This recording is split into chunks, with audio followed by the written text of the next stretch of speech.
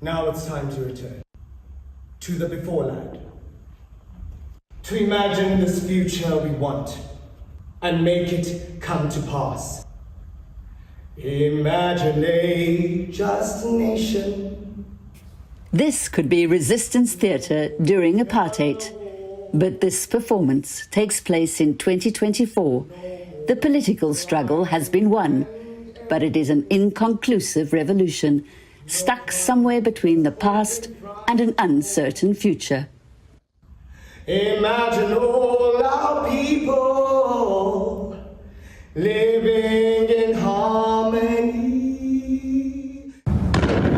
The era leading to liberation was of repression and resistance. The apartheid regime was performing its desperate death dance, and cultural activists were galvanized by the brutality of the states of emergency. Artists, or artivists, were filled with purpose. The mid-80s were very formative in what happened in the early 90s. A whole bunch of organizations were banned.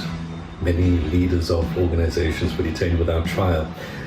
And that was the context in which culture began to emerge as the shield behind which political activity increasingly happened. Mike van Graan is a multi-award-winning playwright, satirist and administrator. He continues to be at the forefront of cultural critique. Because we were part of a moral fight against something as unjust and inequitable like apartheid, we knew that we were on the right side of history. We become a mirror for society.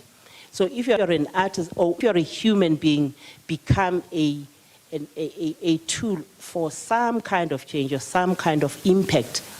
Bongi Glomo is also an award-winning artist, activist and curator. When you think of just theatre of the time and the visual arts and poetry, everyone was focusing to the future. It's impossible to compress the contributions of each creative sector to the Cultural Revolution. As this movement gained momentum, so the internationalization of our struggle increased as well. The disinvestment campaigns, the sanctions, the boycott campaigns. In the mid to late 80s, you had the emergence of these organizations that really not only organized the sectors in which they were active, but also came to be the representative voices of culture as a weapon of struggle. The arts played a role not only in mobilizing people within the country, but also in conscientizing people abroad.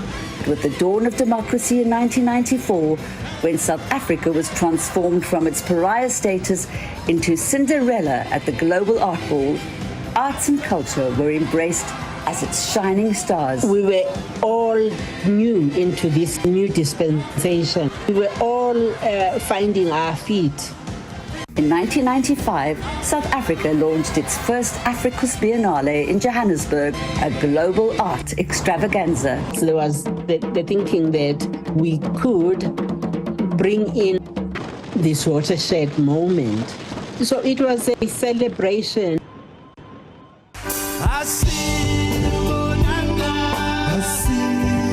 There was indeed much to celebrate in those heady post-liberation years. Our homegrown local heroes and cultural icons. We love you, Matiba!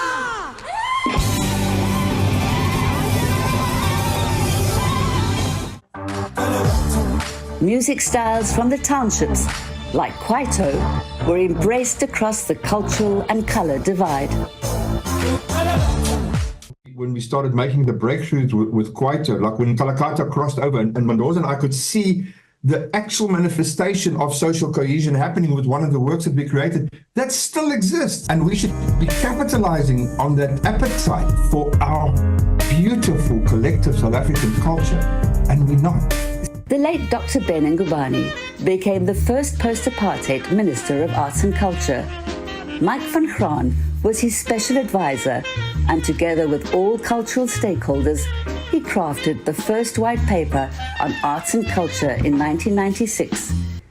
Article 27 of the Universal Declaration of Human Rights states, everyone shall have the right freely to participate in the cultural life of the community and to enjoy the arts. We were adamant that in a democracy, we as cultural practitioners would be at the forefront of formulating policies and the governing structures and the funding mechanisms that directly impacted upon our lives and livelihoods. It didn't come out as we had hoped.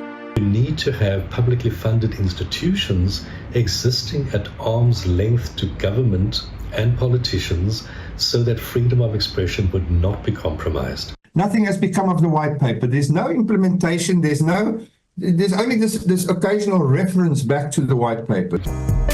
As corruption took hold within broader sectors of our society, so people began increasingly to look at publicly funded institutions as being sources of self-enrichment.